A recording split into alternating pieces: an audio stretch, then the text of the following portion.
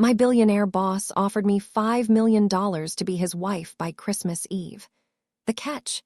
It's a complete lie to save his company, and I've been secretly in love with him for 3 years. The air in Bruce Blackwood's penthouse office always felt 5 degrees colder than the rest of Chicago. Maybe it was the floor-to-ceiling glass, or maybe it was just him. Bruce sat behind his desk, his silver-gray eyes fixed on a file that probably held the fate of 1,000 employees. I stood there, clutching my tablet, waiting to give him the Tuesday morning briefing. I'd been his executive assistant for 3 years, and in that time, I'd learned exactly how he liked his coffee, how he wanted his emails sorted, and precisely how to hide the fact that I'd been half in love with him since the day I was hired. "Amber," he said, not looking up, "I have a problem that a spreadsheet can't fix."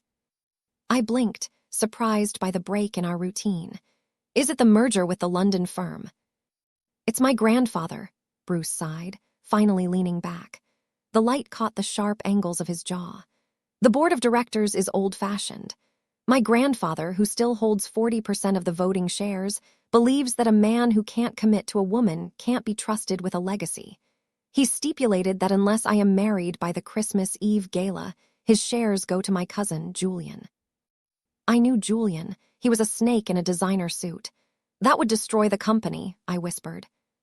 "Exactly, which is why I need a wife. For 1 year, a legal contract, a public performance, and a quiet divorce next January."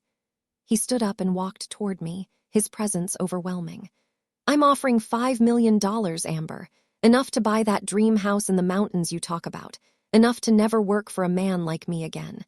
I need an answer by the end of the day." My heart hammered against my ribs. It was a business deal, pure and simple. No feelings, no messy emotions, just a signature on a dotted line. But as I looked at him, I realized I was terrified. Not of the lie, but of the truth, that I would do anything just to stay in his orbit for a little while longer. "I don't need until the end of the day," I said, my voice steadier than I felt. "I'll do it. I'll be your wife by Christmas." The ink on the contract was barely dry before the world of Amber, the assistant, disappeared. Bruce moved with the same ruthless efficiency he used in hostile takeovers. Within 48 hours, a 3-carat emerald-cut diamond sat heavy on my finger, a velvet shackle that felt like a constant weight. We had a cover story, a secret office romance that had finally blossomed under the pressure of the holiday season. I moved into his sprawling mansion on the lake, a place of white marble and echoing hallways that felt more like a museum than a home. "We have to be convincing, Amber," Bruce told me as we prepared for our first public appearance at a charity fundraiser. He was standing behind me, helping me fasten a diamond necklace that cost more than my college education. His fingers were cool against my skin, sending shivers down my spine that had nothing to do with the cold December air. "My grandfather has spies everywhere. If he suspects for a second that this isn't real, we both lose everything." "I know the stakes, Bruce," I said, catching his gaze in the vanity mirror. We looked like a dream, the powerful billionaire and his beautiful, dedicated wife. But I felt like a fraud. Every time he touched my waist or leaned in to whisper a secret for the benefit of the cameras, I had to remind myself that it was just a performance. He was a man who lived by contracts, and I was just another clause. At the fundraiser, Bruce was the perfect fiancé. He stayed by my side, his hand resting possessively on the small of my back. He laughed at my jokes and looked at me with an intensity that made the room spin. For the first time in my life, I wasn't the girl in the background. I was the center of his world. But as the night ended and we drove home in a silence that felt deafening, I realized the danger. The more he acted like he loved me, the harder it was to remember that he didn't. He was playing a game to save his empire, and I was playing a game to save my heart. The Christmas lights were starting to go up all over the city, but all I could see were the shadows in the man sitting next to me. Living with Bruce was like living with a ghost. He was gone before I woke up and returned long after the city had gone to sleep. The mansion was divided into wings, and his primary instruction had been clear. "The East Wing is private, Amber. My study and the library are off limits. I have work that cannot be disturbed." I respected his boundaries, but as the days ticked closer to Christmas, the mystery of the man behind the desk grew. "Who was Bruce Blackwood when the suit came off, and the cameras stopped flashing. One night, a week before the gala, I found him in the kitchen at 2 a.m. He was sitting at the island, a glass of amber liquid in his hand, staring out at the snow falling on the lake. He looked tired, not just the fatigue of work, but a deep, soulful exhaustion. He hadn't heard me come in. For a moment, I saw him without the mask. He looked lonely. He looked like a man who had everything but belonged to nothing. "You should be asleep," he said, his voice gravelly without turning around. "So should you," I replied, stepping into the light. "The merger is finalized. The gala is planned. What's keeping you up, Bruce?" He turned, and for the first time, his eyes weren't cold. They were searching. "My grandfather isn't doing this to be cruel, Amber. He's doing it because he thinks I'm a robot. He thinks I've turned into my father, a man who cared more about profit margins than people. He wants to see if I'm capable of actually feeling something for another person." He took a slow sip of his drink. "Sometimes, I wonder if he's right. Sometimes I think the only thing inside me is the company." "You aren't a robot, Bruce," I said, moving closer until I was standing right next to him. The scent of sandalwood and expensive bourbon filled my senses. "I've seen how you treat the staff. I've seen the charities you fund when nobody is looking. You just hide it because you think vulnerability is a weakness." He reached out, his thumb brushing against my jawline. The touch was electric, a spark in the cold dark of the kitchen. "Maybe," he whispered. "Or maybe I'm just waiting for someone to prove me wrong." The night of the gala arrived, and Chicago was buried under a blanket of pristine white snow. The Blackwood ballroom was a sea of silver, gold, and the scent of pine needles. This was it, the final hurdle. Bruce's grandfather, Arthur, was there, sitting in a high-backed chair like an ancient king. He watched us with sharp, discerning eyes as we made our entrance. Bruce looked incredible in a black tuxedo. But he was tense. I could feel the vibration of his anxiety through his arm. "Smile, Amber," he whispered as we approached Arthur. "He's looking for a crack, don't give him one." The night was a whirlwind of social dancing and high-stakes small talk. Every time I felt like I was going to falter, Bruce was there. He pulled me closer, his hand firm on my waist, his eyes never leaving mine. It was the most intense performance of my life. During a slow dance, he leaned down, his lips brushing against my ear. "You're doing perfectly," he breathed. "Just a few more hours and we've won. The shares will be secured." "Is that all this is to you, Bruce?" I asked, looking up at him. "A victory, a successful transaction." His expression shifted, the corporate mask flickering for a split second. Before he could answer, the music swelled and the lights dimmed. Arthur stood up, raising a glass to the room. "A toast," he announced, his voice echoing. "To my grandson and his lovely bride. I've seen them tonight, and I must admit, I was wrong. I thought Bruce had forgotten the meaning of family, but the way he looks at you, Amber, that cannot be faked."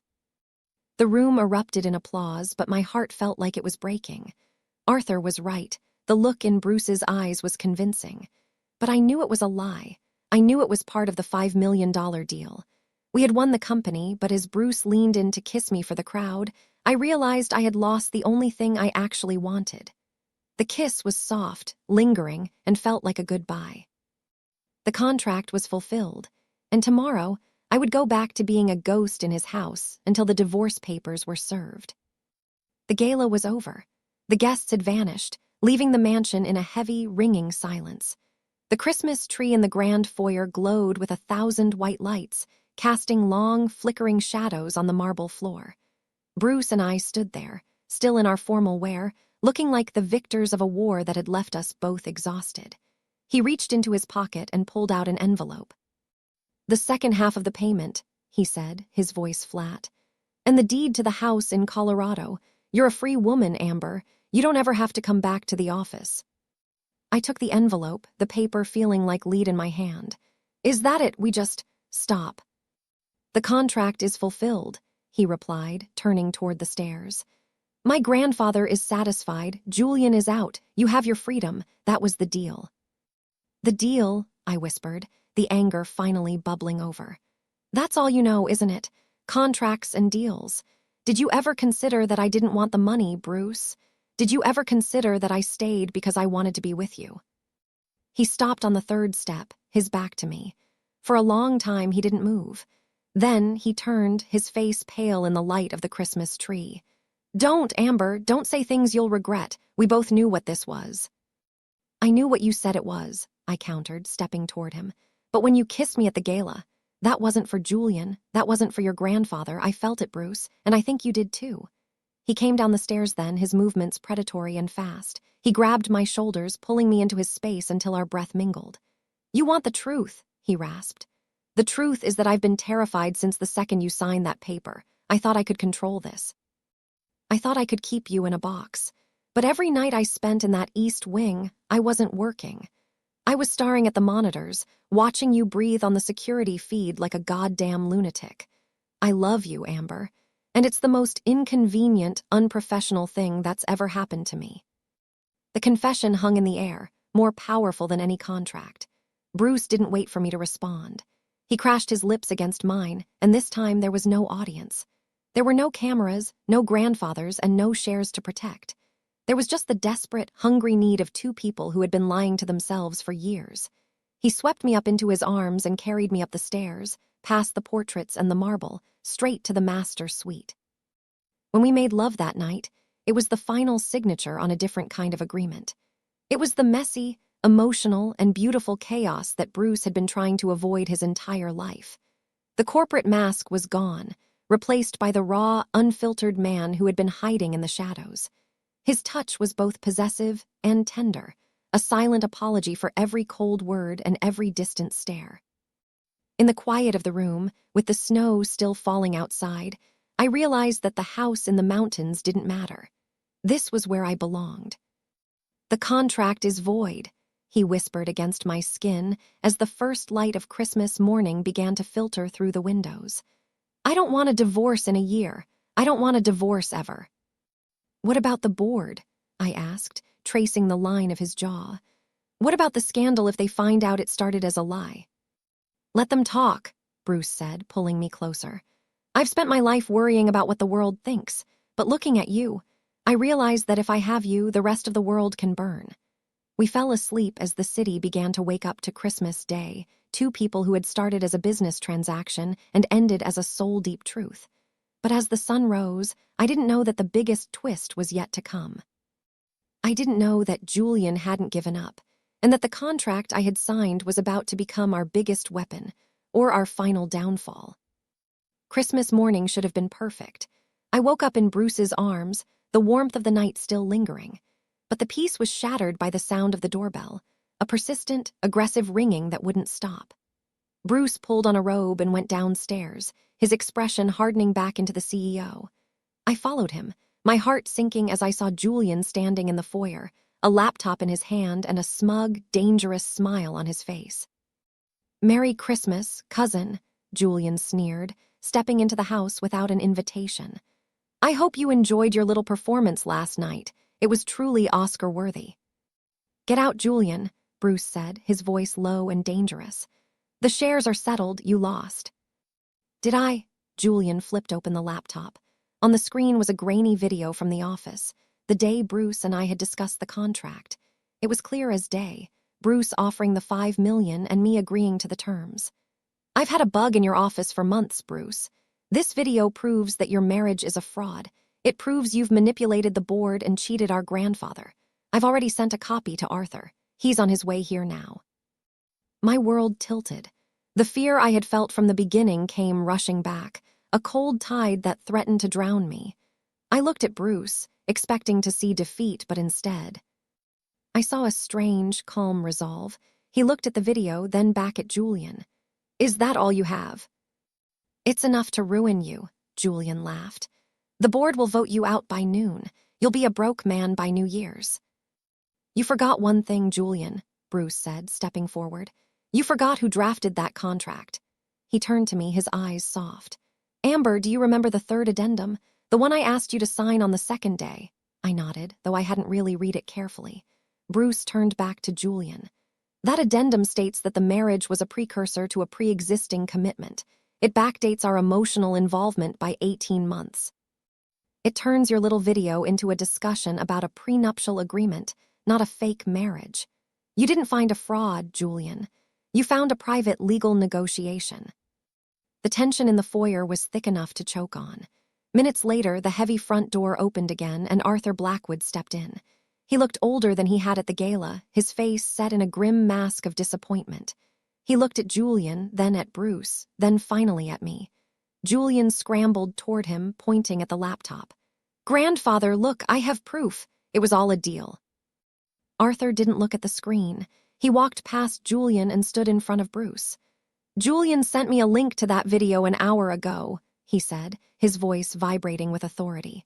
"I've seen it." "Then you know," Julian gloated. "He's a liar." "I know what I see," Arthur said, turning to Julian. "I see a man who spent his Christmas morning trying to destroy his own family. I see a man who thinks a 30-second clip of a business negotiation defines a relationship. Julian, you have been a disappointment to this name for 20 years. You are fired from the board, effective immediately. Your shares will be held in a trust controlled by Bruce." Julian's face went white. He tried to speak, but Arthur silenced him with a sharp gesture. "Get out, and don't come back until you've learned that a legacy isn't something you steal, it's something you earn." Julian fled, leaving a stunned silence behind. Arthur turned back to us. He looked at Bruce's hand, which was still gripping mine. "I'm old, Bruce, not blind. I knew the marriage started as a deal. I'm the one who forced your hand, after all." He looked at me and softened. "I didn't do it to see if you could sign a paper. I did it to see if you would fight for her when the world tried to take her away. The video didn't matter. The way you stood in front of her just now, that was the only proof I needed."